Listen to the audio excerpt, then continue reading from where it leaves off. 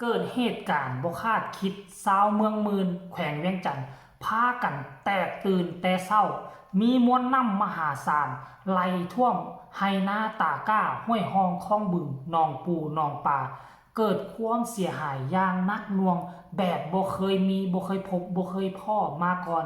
นี่เป็นครั้งแรกที่น้ำมามหาศาลขนาดนี้จนเฮ็ดให้ประชาชนชาวเมืองมืนแขวงเวียงจันทน์พากันตกอกตกใจซึ่งเหตุการณ์จะเป็นแนวใดนั้นพวกเขามีคลิปมาให้ชม00เนาะตอนเช้าวันที่28หน้าจุดกองบัญชาการป้องกันความสงบเมืองเมือนน้ำท่วมเส้นทาง4501ก็ถือว่าปริมาณน้ำฝนสะสมตั้งแต่ตอนเช้ามืดเนาะเริ่มน้ำฝนเริ่มยิ่งท่วมเขตลุ่มแม่น้ำเขตบ้านแทนของประชาชนที่อยู่ใกล้กับริมแคบแม่น้ำปัจจุบันทีมเจ้าหน้าที่จากกองบัญชาการป้องกันความสงบเมืองแด่เจ้าหน้าที่ปกสพร้อมด้วยพ่อแม่ประชาชนก็ได้ช่วยเหลือเอาก้าของพ่อแม่พี่น้องประชาชนที่โลกเอาไว้เนาะเพื่อจะกักเก็บปักดำเข้าหน้าปีก็ถือว่าคนเขี่ยวหิบหอนน้ำฝนมาไวว่าเนาะมาไวว่าคาดว่าหลังจากน้ำแห้งน้ำลดเนาะประชาชนจะได้รับผลกระทบอย่างหนักหน่วงพอสมควรโดยเฉพาะแม่นเข้าหน้าปีที่ปักดำไปแล้วจำนวนหนึ่งน้ำฝนสะสมติดต่อกันหลายชั่วโมงเนาะเฮ็ดให้น้ำฝนท่วมยิ่งท่วมแล้วก็ไหลสุเข้าบ้านเรือนประชาชนเขตทางหลวงเขตเข้าหน้าปีของประชาชนอันนี้เป็นจุดหน้ากองบัญชาการปกสเมืองเนาะปริมาณน้ำอยู่เขตทางเนาะจุดต่ำสุดประมาณ70ซนได้ปัจจุบันเนาะแจ้งเตือนให้พ่อแม่พี่น้องประชาชนเนาะที่มีจุดประสงค์อยากเดินทางไปทางบ้านวังเนาะทางสายของให้งดกันซะก่อนเนาะปัจจุบันเส้นทางนี้เที่ยวบ่ได้ละเด้อพี่น้องเด้อรถใหญ่ก็ค่อนข้างไปยากแล้วเนาะเพราะว่าปริมาณน้ำมันเริ่มสูงขึ้นแล้วการเกี่ยมที่จะไหลเข้ามาจุดหน้าห้องประกาศเมือง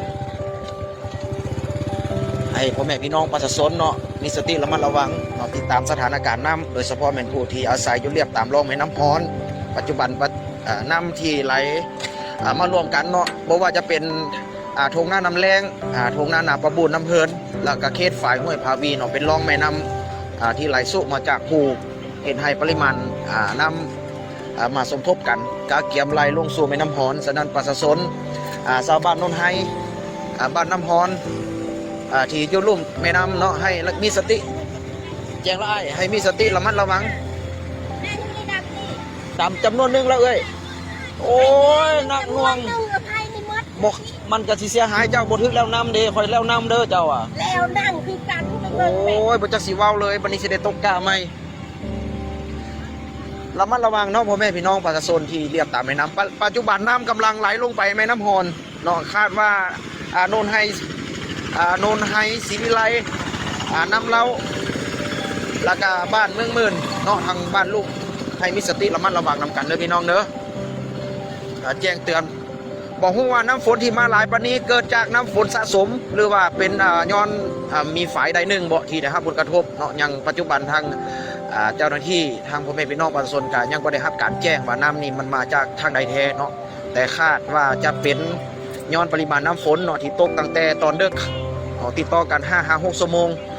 เห็นให้มีการระบายน้ำบ่ทันเนาะ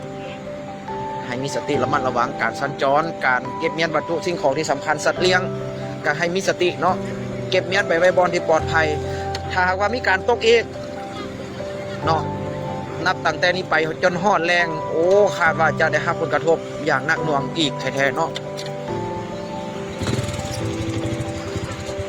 ก็ให้ระมัดระวังน้ำกันเนาะพี่น้องเนาะก็ช่วยเหลือกันไปเด้อพี่น้องเด้อโดยเฉพาะมันเก็บเมียนวัตถุสิ่งของก็อาศัยพี่น้องพ่อแม่พี่น้องประชาชนนี่แหละเนาะเป็นเจ้าการทำการช่วยเหลือครอบครัวที่ได้รับผลกระทบเก็บเมียนเอาของที่สำคัญสัตว์เลี้ยงเป็นต้น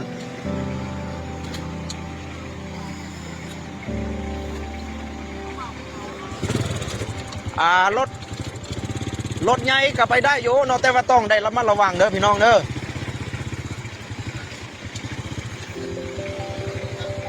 ท่วมขึ้นประมาณ6-70 เซนแล้วเนาะ แต่ว่าเลือกจุดที่ว่ามันสูงไปได้อยู่ปัจจุบันฝนกำลังตกอีกอยู่เนาะตกอีกอยู่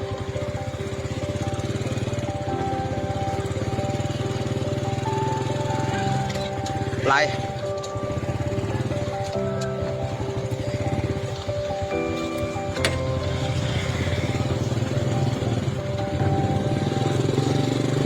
ใหญ่เลยเข้าไปแล้วไอ้สิท่วมละเครื่องรถเราสมบัติเทียนวานะว้าวท่วมนี่ไปจะใส่ท่วมดิค่ะ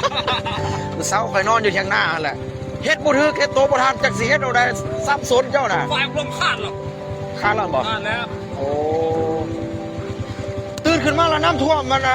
บนรถผมแฟนคือเอาท่วมขึ้นยังกระจักกัน รถนั่นท่วมจักเครื่องนึงแล้วรถนั่นเอาออกมาทันละ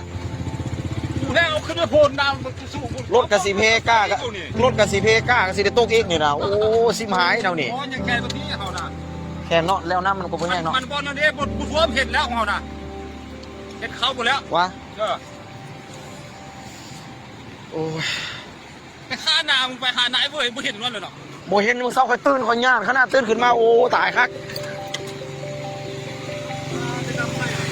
บ่ว่าแต่เจ้าหรอก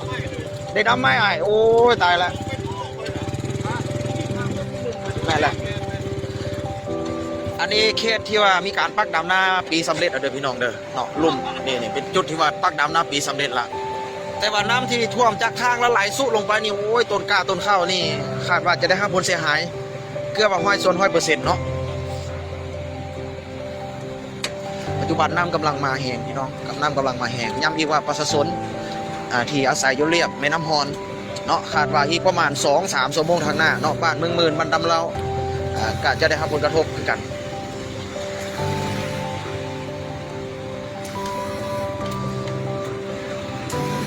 ปัจจุบันกำลังเนาะเจ้าหน้าที่ปกสก็ได้มีการเอารถใหญ่เนาะรถซีอาแล้วก็มีเหือเนาะเหือจักรมีเหือพายเนาะกาเกียมมาช่วยพ่อแม่พี่น้องประชาชนโดยเฉพาะในการเก็บก้าเนาะตอนเช้าๆมีการเก็บก้าของพ่อแม่พี่น้องประชาชนที่ว่ามีการลบก้าเอาไว้สำเร็จแล้วเนาะกาเกียมปักดำก้าหลายเนาะ 2-3,000 มัดไหลลงสู่แม่น้ำเป็นเทียมห้อยแล้วปัจจุบันนี้เก็บได้จำนวนหนึ่งเนาะจำนวนใดหนึ่งเท่านั้น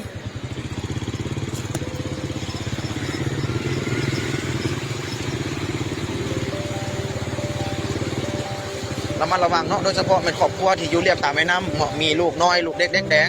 เนาะให้ระมัดระวังเด้อพี่น้องเด้อบ่ให้เกิดปัญหาความสูญเสียเกิดขึ้นเด็กน้อยมีความดื้อนั่นแหละเนาะไปลิ้นน้ำลิ้นในตกน้ำตกในสร้างผลเสียหายเนาะถึงชีวิตทรัพย์สินนั่นแหละให้มีสติระมัดระวังเนาะรักษาทรัพย์สินวัตถุสิ่งของสัตว์เลี้ยงโดยเฉพาะการเป็นบุคคลในครอบครัวแหละผู้เฒ่าผู้แก่ลูกเด็กแดงให้ระมัดระวังเนาะอยู่ในความรับผิดชอบให้มีสติระมัดระวังกัน